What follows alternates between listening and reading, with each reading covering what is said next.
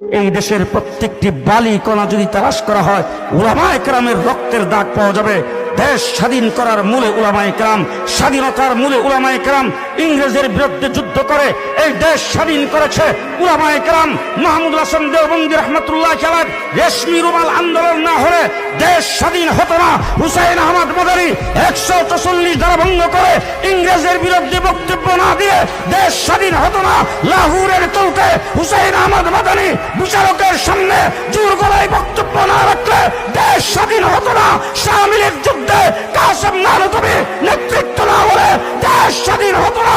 জাফর আহমদ উসমানী, শিবলি আহমদ উসমানী পতাকা উত্তোলন না করে দেশ স্বাধীন হতো না।